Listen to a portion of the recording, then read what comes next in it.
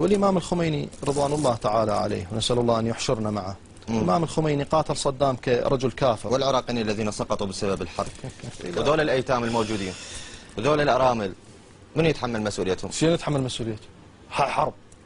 حرب باكر أنا أقتل الوهابي هم أتحمل مسؤولية أيتامه؟ ماكو هيك. حرب نظامية هاي. حرب نظامية واجهونا. يعني هل من العدالة الآن أنه هؤلاء اللي سقطوا آبائهم بالحرب ما لهم أي حقوق؟ ما لهم أي حقوق، والله ما يستحقون الحقوق.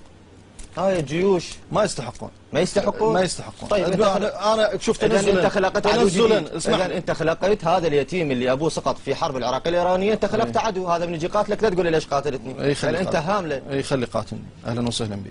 يجوز شيعي هذا؟ على شنو يقاتلني؟ شيعي هذا؟ قاتلني لأن هو وقف في صدام حسين؟ هو شعلي أبوه قاتل، هذا حرب بين بلدين. الآن إذا هو شعلي فهو شعلي. طيب إذا تسمح لي الآن وصارت حرب بين العراق وإيران لا سامح الله إن شاء الله ما تصير. أي. أنت ويا من توقف؟ ويا إيران.